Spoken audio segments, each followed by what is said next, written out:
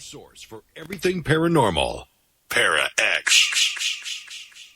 The views expressed and the opinions given by the individual host and their guests do not necessarily reflect those of Para X, its affiliates, or its sponsors.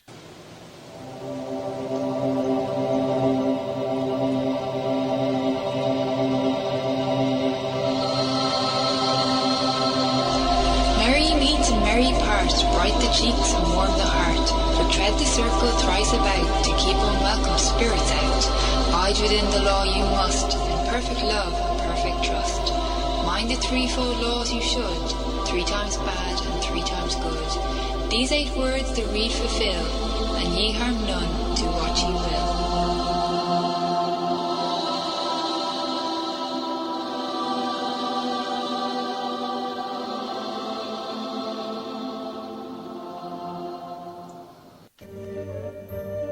Welcome to Stirring the Cauldron. Now, here's your host, Marla Brooks. Merry meet everybody, and welcome to Stirring the Cauldron again. My guest tonight is Amy Blackthorn, and she's been described as an arcane horticulturist for her lifelong work with magical plants and teachings. And she incorporates her experiences in British traditional witchcraft with her horticultural studies. She has a certification in aromatherapy and is ordained through the Order of the Golden Griffin. Now, Amy's company, Blackthorn Hoodoo Blends, creates teas based on old hoodoo herbal traditions. And if you go on her website, oh my God, there's so many things, and you're going to want all of them. So anyway, for those of you who are regular listeners to the show, you'll remember that Amy was with us a few weeks and she was talking about her new book, Blackthorn's Protection Magic. But tonight we're shifting gears and we're going to be talking about tarot in spellwork. And if I'm not mistaken, she's got a upcoming class coming in June all about that. So we're going to hear a lot of stuff tonight and stuff that I'm going to be learning too. So hi, Amy. Hi, Karen. How you doing? Good, and nice having you back. Thank you so much.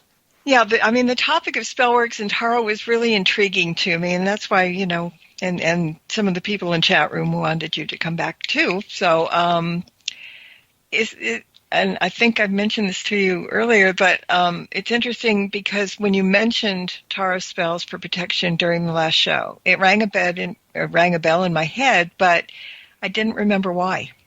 And then the other day, I was looking through my workplace spell books for some ideas for my Facebook page, Spell of the Week, and I came across 2 tarot spells that I had totally forgotten. One was for motivation. The other was for dealing with difficult tasks in the workplace. And you mentioned that they're really good for protection as well. So tarot spells kind of cover all needs, don't they? They really do. When we look at the way that tarot is structured, you have the first 22 cards. That's the Major Arcana. It's the big life milestones that we experience throughout our day. And then the Minor Arcana is the little things that sort of creep up along the way. So it really covers a lot of experiences that can be moved in our benefit. So you're using the full deck and not just the Major Arcana generally? It's easy to use the Major Arcana because those are the big deal things that we're looking at, but you can use the whole deck, absolutely. I do have a couple major-only decks that I wound up using for spells because I need the whole thing. I need the whole range of human expression, all 78 cards at my disposal, so I probably use a couple major-only decks for spellwork, but you can use all of the cards. Okay, yeah. But let's get a little bit going back in time. When did spells and tarot join forces, or when was it written about? Maybe it's been happening forever, but is there some kind of a history to it? Well, when you look at how the cards are grouped, they're sort of an outgrowth of each other. When we look at the history of the whole practice, those first cards were really put together as a set around 1910. AE actually commissioned a deck by Pamela Coleman Smith, who tarot readers know as Pixie, really put those things together, and the outgrowth of that was the understanding of that whole range of expressions. So when we can look at them as their own thought form, as a way of speaking, because when you are working with tarot and the tarot spells themselves, you're not just holding a piece of paper. You're not just reflecting on the abilities of that symbol. You're looking at a magical practice that spans the length of time that people have been utilizing these cards. They're such a potent symbol for what we're thinking and feeling in our hearts, the things that are readily happening to us across the spectrum of human expression. Those things happen to so many people. You're reaching out through the imagery of that card and connecting with each of those people standing behind you who have led you up to this moment. Every person who is connected for their life, their livelihood, their loves, their families, each of those people had a rich and full life. You're connecting with that same understanding, that same respect that was conferred hundreds of years ago. Mm-hmm. Got a quick question from the chat room. Do you use major or minor arcanas as significators or targets in spells? You absolutely can. When you're looking at who you are in your situation, there's going to be a tarot card that you can reach for to utilize it. So that's makes a great first step, is figuring out which card lines up to where you are, how you're feeling, where you're at emotionally, spiritually, and physically. So just like naming our candles hope, or carving your name into the side of it so the intent knows that is directed towards yourself. You know, Amy Blackthorn, January 1st, 1919. You're telling the energies to zone in on that face, that spirit, that energy, and that's a perfect first step. Some people don't do it. It depends on the usually the tarot reader, whether or not they feel connected to a certain card in that situation. It could just be the structure that you're looking to give that magical energy. So you can absolutely use a significator with your own personal situation. So you would actually just pick out the one from the deck that you need, because when you're talking about that, when I do readings sometimes with both my Oracle deck and the Tarot, I will pick out a querent card, which is probably the same thing, but I don't go after, whatever comes up is the querent card. I'm not choosing one, especially if I'm doing a general reading. We don't know what they want to know anyway. Right. So, but it's kind of the same thing then, in a sense.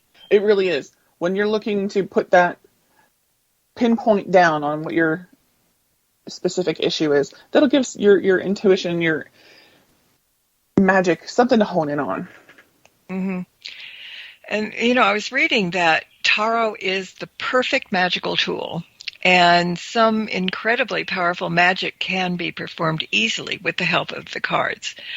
Are there people that should just stick to tarot or, stick to spellwork without trying to join the two together? Beginners usually is who I would say need a little bit more time to bake, so to speak. Give yourself a little bit more both magical and tarot history backing so that you're not second-guessing yourself. That's one of the things that will put the kibosh on your magic right away, is doubt. So if you get to the point where you're really saying, okay, well, I think this means X, and it might be Y, that's when you need a little bit more time working with the cards, working with your magic to make sure that everybody's working well together. So if you're at the point where you're still sending, pictures of your readings to friends to get their interpretation, maybe you should do a little bit more research before doing the magic angle. Now, see, I would never do that because I wouldn't trust them any more than I trusted myself. Seriously. It kind of has to come. They have to speak to you. Yeah, ask somebody for sure. So explain how the tarot can enhance our spell work. So the magic of the tarot is that the length of time that has been utilized for divination practices, for magical practices, even as the original game, people have been looking at these cards and understanding the very small nuance of each color, each number, each feeling And it's funny because at the matter of time that you've spent looking at these and working with them, you develop your own feelings and intuitions about what each one means. But it's really funny to be able to look at the cards themselves and see something that you've never seen before, even after I've been reading tarot 26 years. I still feel, I still find things that are hidden in the cards that I didn't see before. Especially, so I was working on Blackthorn's Botanical Wellness, which comes out on November 1st. And there's a chapter that takes you through the Major Arcana as healing meditations. And so I had to put a little note on each one so people could connect with the imagery of the card and make sure they have the right one. So I described them, and there's always a new thing that I absolutely hadn't considered before. I was at PantheaCon January 2019, and the amazing Rachel Pollack was in the audience for a class on the scary tarot cards, and how we as practitioners really need to help guide our querents to understand that they may look scary, but they're really not. And she's talking about the Five of Pentacles. And those of you who are not familiar, the Five of Pentacles and the Rider-Waite-Smith is two huddled figures, sort of beaten up and sort of dirty. They're carrying each other. They're sort of limping through the snow to get to their next location. You're not sitting. They're not stationary. They're actually, you get the feeling of motion. But there's a stained glass window overhead that looks like a church, and there's five pentacles embossed into the church window themselves. What I had never noticed, and Rachel pointed out, was that those five pentacles are shaped as the top half of the Kabbalistic tree of life. And those two figures represent the bottom half, that connection, that need to not just move forward, but soldier on and make sure that you get through the cruddy part and into wealth and pleasure and understanding and wholeness. And I was like, holy crap. Wow. Wow. Yeah, I probably would never have seen that. Now that you mention it, I will. But yeah, that's just, it's kind of amazing that if we keep an open mind, things will show up when we least expect them. And then they make so much sense. And then you turn around and say, well, why the heck didn't I see that before? It's like, duh. It was so obvious, but we overlooked it. Yeah. I mean, I think people are afraid sometimes when they're learning tarot that it's so complicated because, they're told that look at every nuance in that picture because every little thing, has a meaning and you have to figure out that meaning as opposed to an oracle deck where they're pretty much cut and dried. So, I think, I don't know the best way when people first get started. Like the first time I got the Robin Wood deck, because that's kind of like the baby deck to me. It was the next thing above having it written on the card, and I didn't want to do that. I knew better than that. But yeah, I mean, it's symbology is simpler. I mean, there are some tarot decks that are absolutely, they're like a kaleidoscope of things on there, and you can't really always pick up on what that particular thing is. Like the Magician. Okay, let's talk about the Magician for a minute. There's a dog sitting there in one of my decks. Now, what does that dog represent? Because the Magician is holding a syringe. So, he's a medical guy, whatever. So, how would you put that together, that dog sitting next to the Magician with the syringe in his hand? It's so funny because we spend a lot of time trying to look for the individual thing. And the first thing I always tell my students is to look for the colors of the thing before you try and figure out the thing itself. So the Fool's dog is white. The same dog appears in the Magician's at his feet, and that white coloring is the innocence and purity. And it's more often in decks like the Universal Weight, like you see a lot in clothing.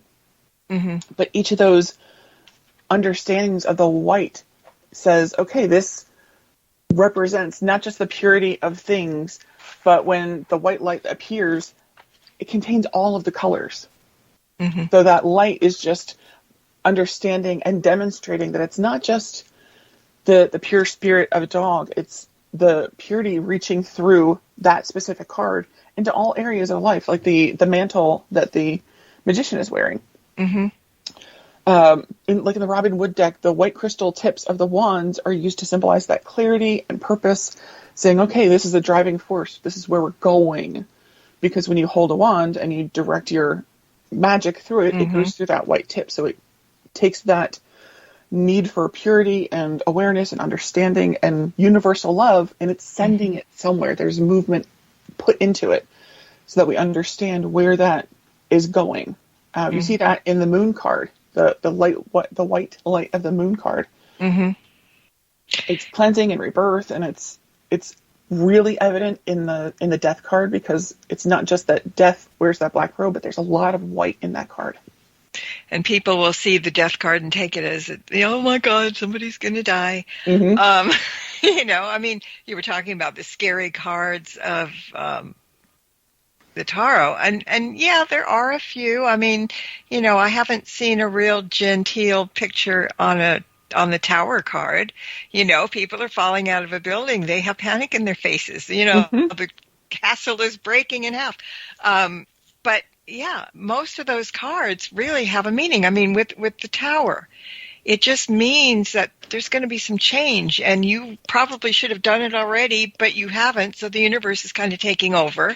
Mm-hmm. But it's not something to be afraid. It's necessary, and it's good. But some people just can't get over the skull. And in my oracle deck, I have a skull, but it has a flower crown, and that is a different type of skull. It's the ones that are, to people would think that they're more benevolent than, you're not going to die kind of thing. It's more like the carpe diem thing rather than, well, your days are numbered, There's a deck out there called the Spacious Tarot I found on Instagram probably a year ago. Mm-hmm. And it gives you the opposite face of the traditional Rider-Waite. It's looking out at the spaces that the subjects are looking for. So the death card I found this deck when I was looking at different cards to inspire my writing for the healing journeys for each tarot card. And so when I got to death, I'm used to the Rider-Waite Smith, the figure on the horse trotting forward, and paupers and kings and teachers and bakers are all falling in front of him because everyone dies.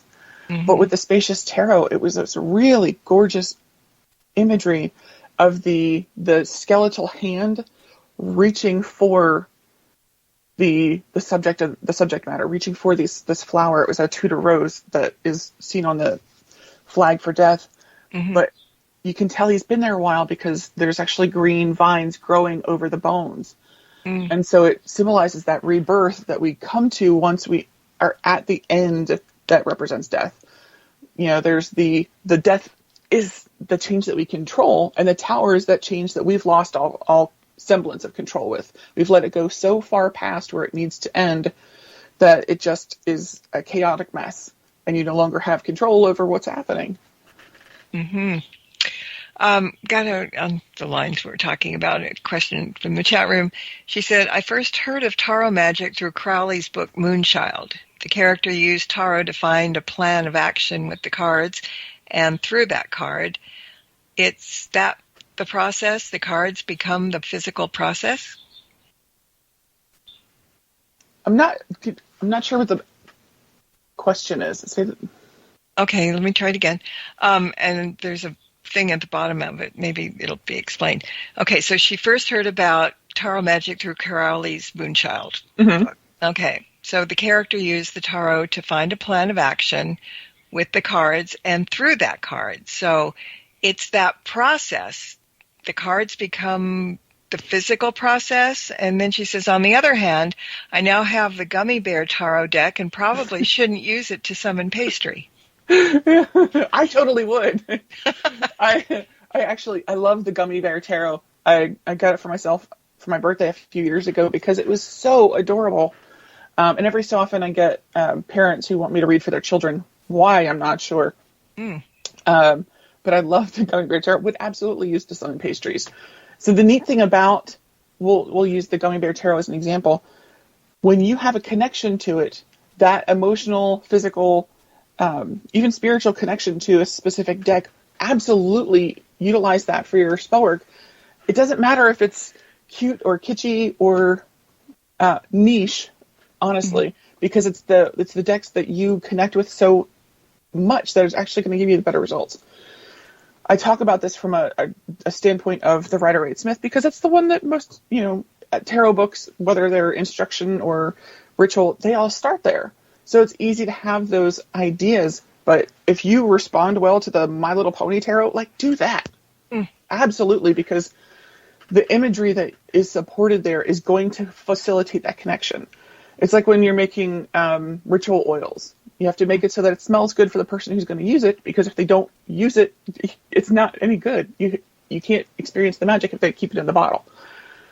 So if you're looking to really connect with something, absolutely grab a deck that speaks to you. The sillier or the more niche, the better, because you'll have those emotional connections with that specific deck. There's a deck that I love handing people who swear they can't read tarot, and it's called the Housewives Tarot. Yeah. It's a 50s style deck. The back of the card is all like a red checked gingham, and it's a 50s style. It's adorable. The tower is a Jello mold. The devil is a devil's food cake with cheesecake pinup neat legs. It's adorable. But because it is so steeped in our ideas of Americana, at least in our culture, it makes it so easy for people to read it, because they can really connect with the thoughts or feelings or representation of each of these things. So the fool isn't getting ready to step off a cliff. It's a young lady who's leaving home for the first time, and she's got money falling out of her purse, and she's a mess. So each one of these things gives us that connection. So if your favorite tarot deck is Natalie Meraki's The Mood Tarot, which is ridiculous and snarky and so much fun, go for it. It's not, just because the card isn't the most reverent does not mean it can't make really strong, impactful magic. Well, she just finished, and she said he drew the Tower card and used it to undermine another character Tower inspired. Oh, I love that. This is something I should definitely read. I love being able to take these pieces and move them forward. I had a student ask this afternoon, how far out can you reliably predict something? What should our end point be? And I usually do 6 months to a year as my absolute outside, because the further away from your present you get, the more malleable that outcome can be. There's a trillion decisions you're going to have to make between now and then that could affect who you are a year from now. And it may get to the point where you a year from now cannot recognize who you are today, because there's been so much growth and understanding and even some trials and tribulations. So I reliably would say the 6 month mark would be the outside. And, in some cases I'll go out to a year, because what you're looking for is being right, not accurate. I would rather be right than accurate. What does that mean? Makes good sense. If you and I are on the phone and we're having a grand time, and it starts to feel like something's happening, and we get into a fight, that's so bad. And then 3 months from now, we're still not talking. I would rather tell you, hey, this thing is coming. There's a pothole a mile up the road. I would rather be able to be aware of what's going on and change that outcome than for you to come back 3 months later and say, yeah, we're still not talking. Mm-hmm. So that it's a very fine difference. It's a very fine way to cut that difference, but it's an important one. Some people are so concerned about being accurate for everything. We can't choose. We can't orchestrate what our tarot clients are going to do. That's your free will. You go and do what you need with it. Mm-hmm. So when we tell them, hey, this is a potential outcome, they are the ones who have all the marbles. You can keep going with what you're doing, or you can make that change and therefore invalidate the entire reading. Perfect. Great. I don't want you to have a bad reading. I don't want you to have a bad day. I want you to be empowered to make the changes that you need. Okay, we've got another chat room question. Does deck versions variations of each card make a difference? Like if something is different, gone, or whatever in the illustration? Like maybe there wouldn't be a dog with the magician kind of thing? It can definitely influence the card and the way that we perceive the card. but it's not going to change the overall idea of the card while still being, we'll say, the Rider-Waite Smith. If you take out a small detail, there's still that connection, that thought form, the egregore that goes back to 1410 when the first tarot deck came to Milan. There's still that lineage. As long as you still feel the family resemblance, it's still going to have the same pathway. It's just going to flavor it a little bit if you start taking pieces out. It's that same idea of, okay, how many boards on a ship can I replace before it's no longer the same ship? Mm-hmm. Okay. And are you of the opinion when somebody's going to pick a deck to let it pick you instead of, getting something that somebody starts out with and said, this is the best deck for you? I love it that people want to gift other decks to people, but I've tried religiously to get people away from this idea that you can't buy your own deck. It's a beautiful gesture to want to gift something, but they don't necessarily know us as well as we know ourselves. So they may pick something that's completely anathema to what we're going for, or it might be right in line with who we are, but it doesn't speak to you as a person. I'll give you an example. I have one of my favorite decks to utilize it's called the Zombie Tarot. It's kitschy and it's cute and it's fun, and it's got a lot of the same imagery that we associate with old horror movies. So I can work with it magically, but it doesn't speak to me as a divination tool. It's just got so much going on for it that it's not there for me. So I can enjoy it. I can pull it out. I can read with it. But yeah, there are certain decks that I definitely don't use for magic at all, or ones that I use for specific magical practices. Like the Deviant Moon Tarot. It's one of my absolute favorite decks. It looks as though Bosch and C.S. Lewis tried to make a tarot deck together. It's very out there. The faces are very round. The imagery is very, I want to say stark. It's striking, we'll say. Some people can't stand it if they think it's too dark or they think it's scary. I think it's a really lovely deck. It's really well put together, and it's so accurate. But because it has such strong emotive qualities, it makes a great magical deck because you can tell right away what's going on. And so I'll if I'm using it with a tarot client, I usually check this one for soul loss. If someone thinks they've been cursed, hexes, any really strong magical maladies will pop right up with the Deviant Moon. But it's not something I work with magically because I want to make sure that it's got all of its juice for my tarot clients. Okay. We're going to take a break in like 2 minutes, but real quick question from me.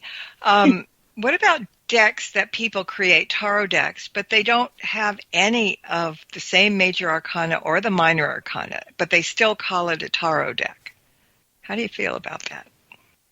I like the way that they're going, but it's not something that I utilize in my magic because I want the history of use that stands behind me. So I have one that's really beautiful. They're pictures of crystals. It's not even an artist rendering. They're just photos of crystals. Mm-hmm. And it'll be like, amethyst is the 7 of cups.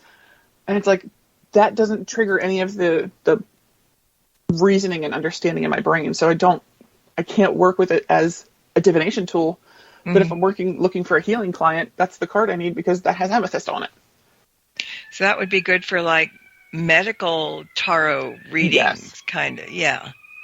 Yeah, and even those are different, I mean, you look it up and it's okay, well, somebody's asking about certain conditions and you draw the card and one thing says it's for one thing and then you draw it from somebody else and it's not the same thing. I mean, how do you figure that out? I guess it's what comes from you rather than what necessarily is on the card, right? Absolutely. I've got the Oracle Tarot, and I use it for a lot of clients because it's very watercolor and it's very gentle, so it doesn't name the scary cards their scary names. So instead of the devil, it just says bondage. The death card says change. So it doesn't change the outcome of the card, it just makes it a little bit more gentle for those newer practitioners who might be a little skittish. So it's a very gentle give and take rather than just completely doing away with it and saying, I don't want to talk about death, so we're going to throw that out. All right. Well, we're going to take a break, everybody. So sit tight. We'll be back in 2 minutes. Stirring the Cauldron will be right back, so don't go away. If you end up with webbed feet, remember, you've been warned. Throughout time, events have occurred that have shaped human history. Spirit voices from the past have many stories to tell, and for the past several years, channelers Barry and Connie Strom have been conducting live channeling sessions and relaying those stories and messages from those on the other side. We invite you to tune in to Barry and Connie's new show, Channeling History, on the ParaX Radio Network, every Sunday night at 9 p.m. Eastern, as they relay the messages of those voices from the past. The ones who have witnessed history firsthand, and those who have made history themselves. There's a great new radio show on ParaX. 2 hosts, 1 hour, and too much fun. Stephanie and Heidi not only talk about the latest goings-on in the supernatural worlds, they live it. They want to hear from you. They want to help you understand and guide you. And they want you to tune in. So, grab a friend or come alone to gather around that metaphysical table with Heidi and Stephanie. If you're interested in the worlds of the unseen, tune in to the Gathering Radio Show, Tuesdays at 9 p.m. Eastern on ParaX Radio.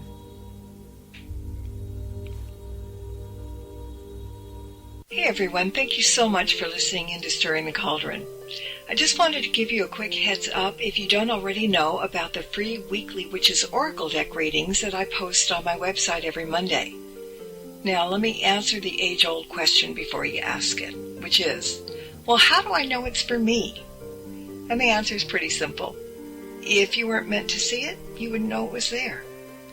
So if you're curious about what the week has in store for you, pop on over to marlabrooks.com every Monday and scroll down on the homepage, and there it will be.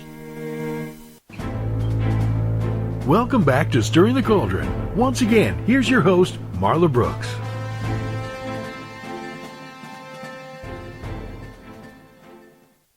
Welcome back, and we're here with Amy Blackthorn, and we're talking about tarot spells. And I have another question from the chat room.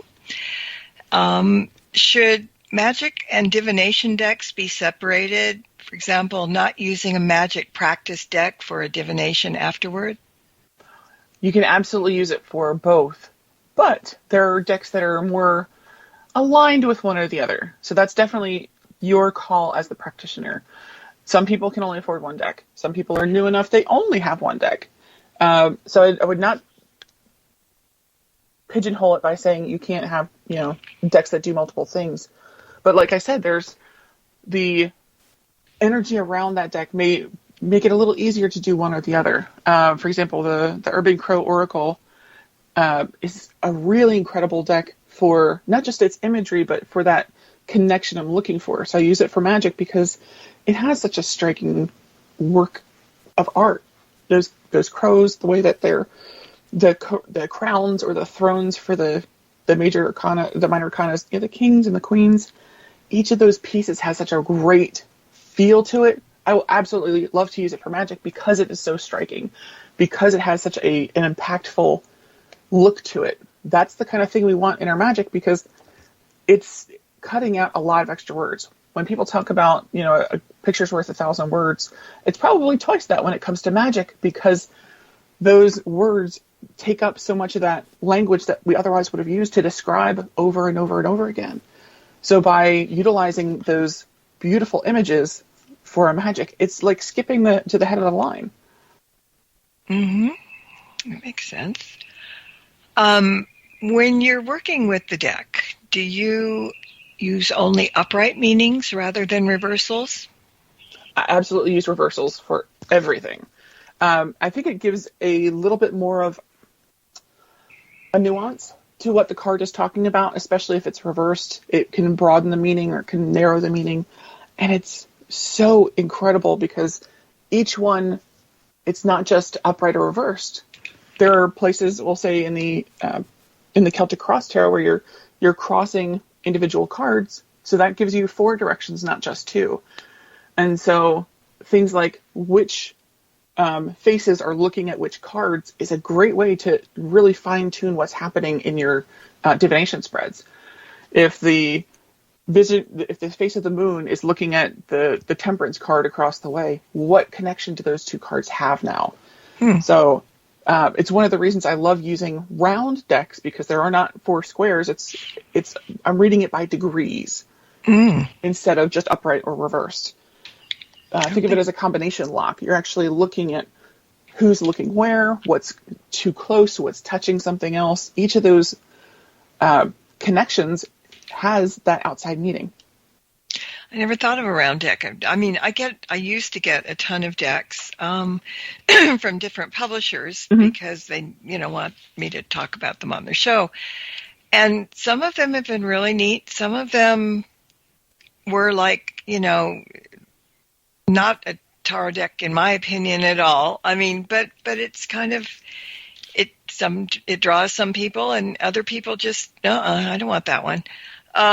So, it's kind of so individual, and, tarot decks come in all different types. So, for example, would the Thoth deck, I can never say that right, be better for darker spells and maybe Robin would be for, just regular things? I mean, does the deck make a difference all the time?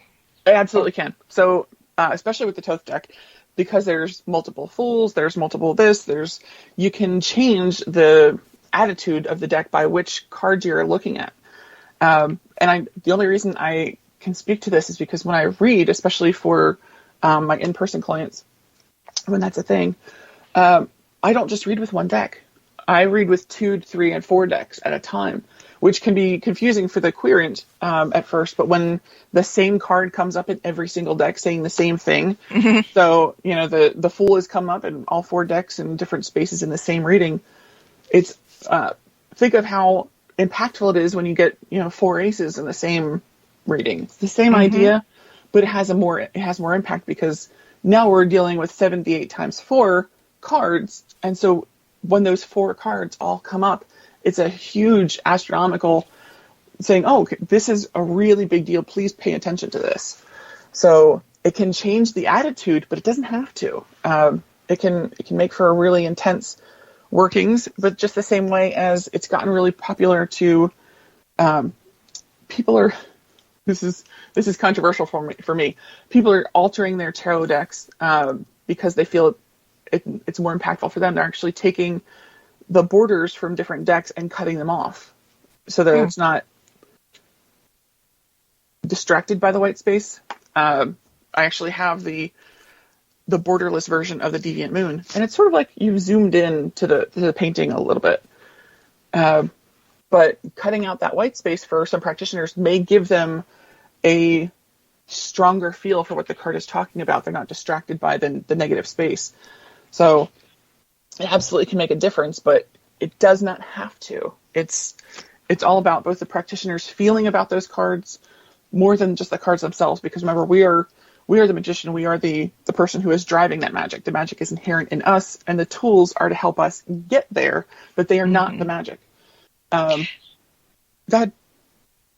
No, I was just going to say, it was funny that you that you mentioned about getting rid of the frame around the cards, because when we did a second edition of the Witch's Oracle deck, and they asked me if I wanted to still have that border or if it didn't.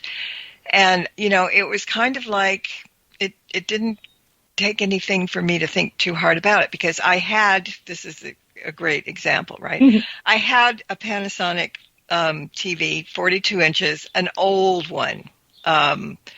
And it had a big frame around it. So the screen was not 42 inches, but that's the way they all came out at first. So when that TV died, I had to get a new one. And by then, none of the TVs had frames. They were all just big. And I thought, you know what? Let me try it. So they sent me a sample of the card, and I liked it so much better without the border. Because, as you said, you can focus better on it. You're not being distracted by any kind of border. Yeah. And so it's kind of, for me, it's a good idea not to have one. One of the decks that I've worked with in the past, they did it really in such a neat way that I appreciated it. And the Housewives Tarot does it too, where instead of having a plain white border, the border was colored for the element that they were working with. So the Pentacles had a green border, and the Cups had a blue border, and the Wands had a red border. And it's really great for new practitioners because they don't have to remember what things are what. That color is there to sort of guide them along.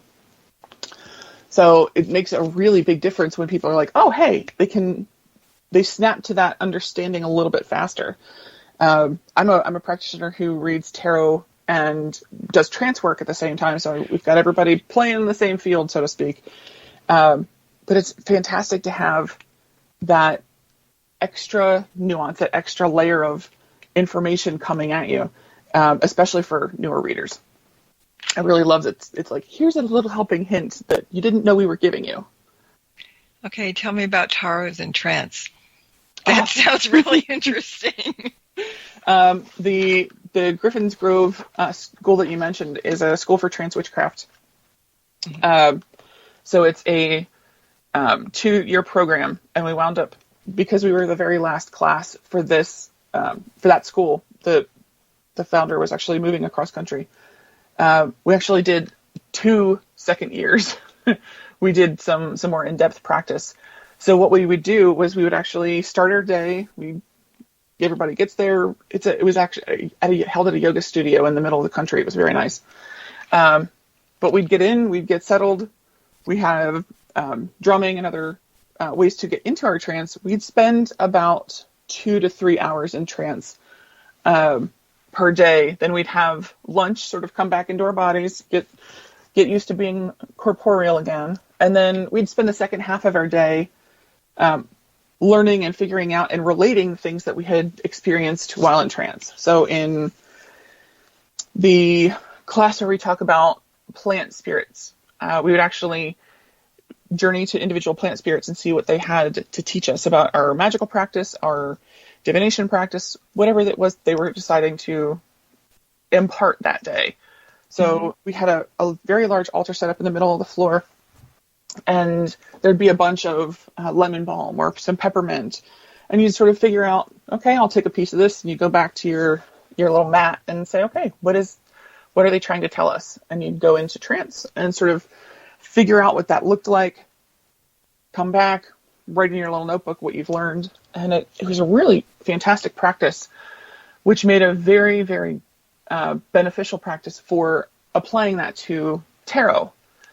So when I'm working with the individual cards, I've got my client in front of me over Skype or FaceTime, Zoom, whatever it is, and I'm able to, I sort of describe it as fuzzing my edges and allowing my spirit guides to be a little bit more communicative. So I'll lay out the cards as I'm talking. I usually go through my same list of individual subjects. So I'll start with their career and then talk about finance, home, going down the list. But it makes it so much easier for my spirit guides to say, oh, hey, they're looking at this thing. Make sure you mention them to, keep an eye out for that. In 2 weeks, they might have some car trouble. Those little nuanced bits just come from the ether, and being in trance makes it a little easier to get to that portion where I can say, oh, hey, by the way, one of my favorite stories for this is, it's out there because it's not something that I normally do. Okay. There's a mother and a daughter had come to me for a reading. This was, probably in 2009. The room where I was in a shop. I had my own space. They'd send clients in and we'd chat, and it was all very easy to handle. Well, mother and daughter come in and they're saying, okay, we'd like to do a reading. We want to figure this out, but we have a question before we go forward. I said, okay, well, that's what I'm here for. They had planned a family vacation, and she was trying to figure out, hey, should we actually go on this family vacation? I say, okay, I can tell there's a reason why you're asking this. So, do you want to tell me what it is, or do you want to hear what I have to say first? She says, no, I'd like to tell you, her dad was in hospice, and unfortunately, hospice can be up to a year before you make your transition to the next plane. Mm-hmm. So it can be difficult to hang on that long with that level of care for a year. So the daughter and her mother, what they were looking for was, is there any way for you to tell us when we might be seeing my father transition to the next plane, because we'd like to keep this reservation we've had. We'd like to go and get some sun and some sand, but we don't want Dad to be alone. So can you help us with this? And I opened my mouth to say no, like, who knows that? That's not something that I can just pull out of a rabbit's hat. And what actually came out was his sun will set at the end of May. Like, he won't see June. And she was like, oh, that's really helpful.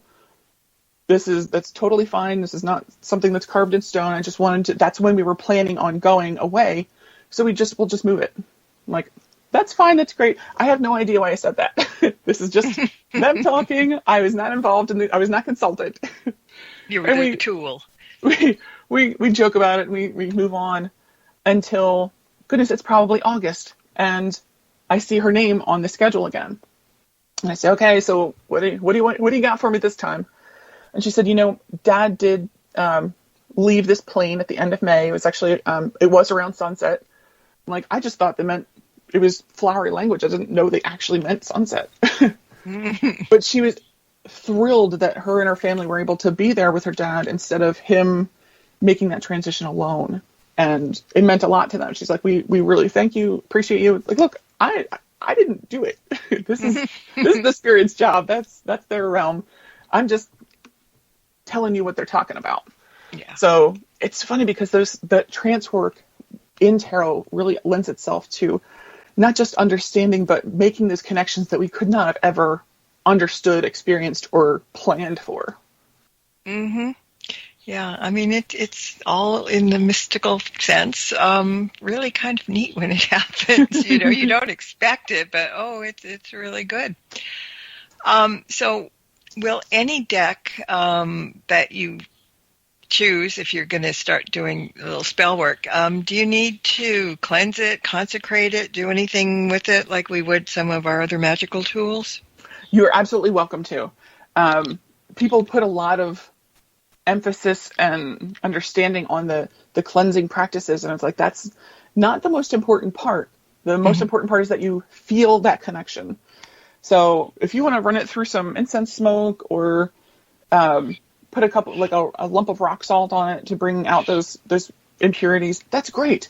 But don't get so wrapped up in the cleansing practices that you stop using your tools. They're tools to be used. So they really are paper.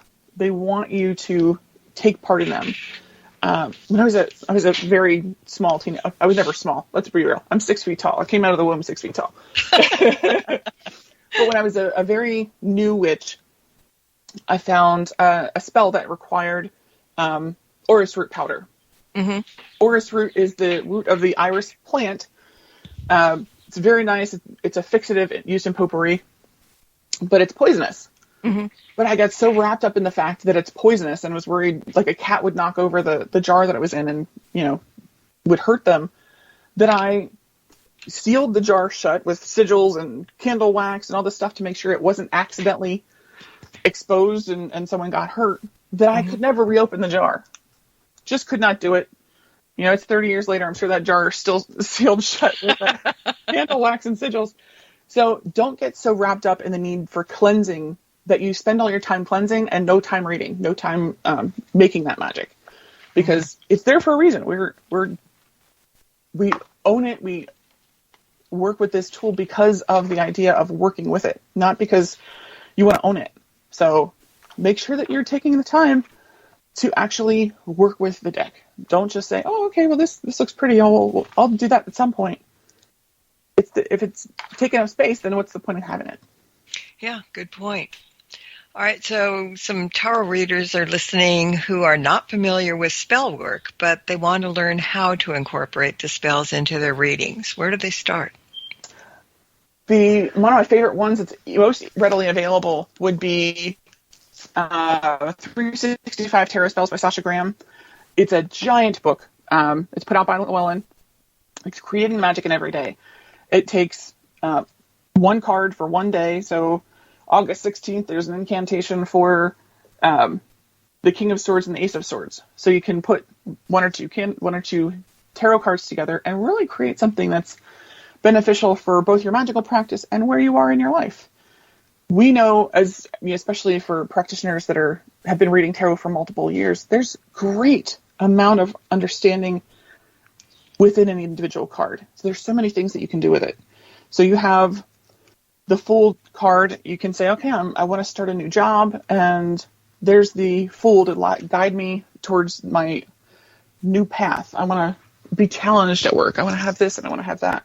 So you can set up just a single card. It's getting really cute and popular to have these very small balsa wood tarot card stands for meditations for the single card. It's great. You can find them online. Mm-hmm. You can actually, one of my favorite things to do is when we're looking at these cards is to look at them as an addition problem. If I want to understand let's go back to protection magic. The 2 foundational cards support the 3rd card. So if the main focus is trying to build trust, I might use the Hanged Man, and the supporting cards that are underneath that make that pyramid's feet would be Temperance and the Star. You have the purpose of Temperance and the hope of the Star. So you're supporting those cards to create a whole picture.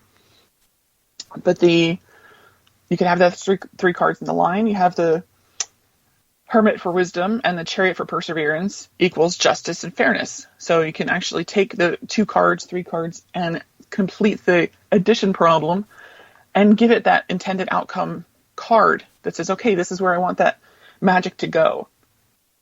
So it's not just the idea of putting these cards together. It's giving yourself permission to experiment with the free-form part of it, especially for tarot readers who've been doing this a very long time. Tarot spells are super easy to do. It can be magic by itself. It can augment things like candle magic. You're using that thought form.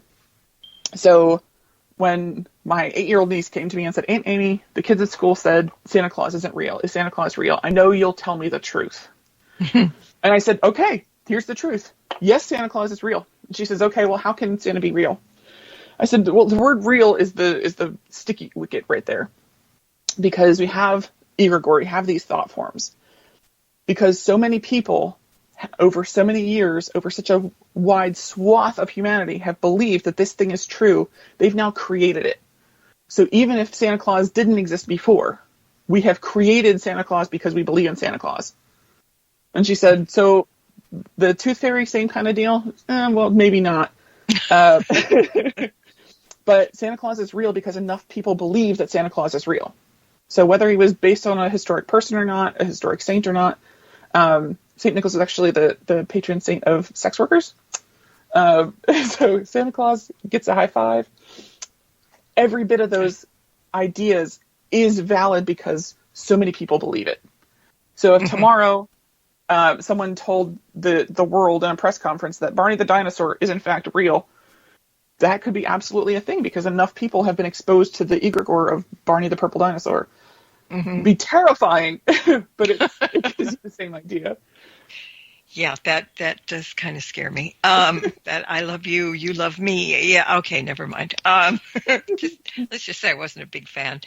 But all right, so let me see. I think I had one more question, but let's do something else because we only have a couple of minutes. Tell everybody about the course in June about this. Oh my goodness, I'm so excited. So I have 2 versions. I've started with the Tarot for the Major Arcana because it's such, again, those big moments in our lives and how do we reach for them? How do we deviate from them? So it starts with the idea of picking apart each card especially as new practitioners, what did each card mean based on where their color families come from. Mm-hmm. So it's not just memorizing a list. It's saying, okay, these are the colors that I see most often. This is how that influences the style of magic that you're working with and focus, I guess. And we go into the Minor Arcana very quickly because it's a bigger part of the deck itself. And we're looking at the numbers of each one and how they affect how the entire system works. So if the knights are movement and action, they might resonate with that, the color yellow. And how to put all this information together to create that spell work that we've gone so far and so deep into, to give ourselves permission. That's the biggest portion of that, is to make sure that people understand it's not just about the cards, it's not just about the candles or the oils. Mm-hmm. It's giving ourselves the opportunity and the permission to play, to try these things. Because until we try, we're absolutely not going to have the faith that you know what you're doing, that things are going to come together and that these are going to work until we try them. It's called practicing witchcraft. Okay, we're gonna do it. We're gonna try and see what happens. It's one of the reasons that keeping records and different books is so important. So you can say, oh, okay, well that one spell with the Fool and the Tower, like all that, yeah, that was good. Did it work? Mm-hmm. Because you might remember that you did it, but if you don't remember whether or not it worked, guess what? It's no longer evidence. Where can people find out more about the course, or if they want to join in and give the website out? AmyBlackthorn.com has not only all of my classes, but it gives you the first 30 or so pages of each of my books for free to download, so you can know that they're definitely the book for you. And as soon as the preview for Blackthorn's Botanical Wellness is out, well, that'll go up there too. So you can check out AmyBlackthorn.com. You'll also find links on BlackthornsBotanicals.com to the video links that are up already. You can just purchase the YouTube link if you miss out on a particular class. And I'm really excited to get to work with this again. Well, I'm excited for you for that, and I'm also excited for the new book. So, just figure out the day that you want to come and join us, and we'll have you here. Back again. All right. Well, we're going to go. So thank you for teaching me a lot of stuff tonight that I really didn't know, and I appreciate that, and I'm sure everybody else does too. And thank you, everybody, for listening in as well. And until next time, everybody, blessed be, and merry meet again. Good night. This has been another edition of Stirring the Cauldron with Marla Brooks. Be sure to tune in next week at the same time for another great guest and more fun. Any rebroadcast or other use of this program without permission is strictly prohibited. Copyright 2009.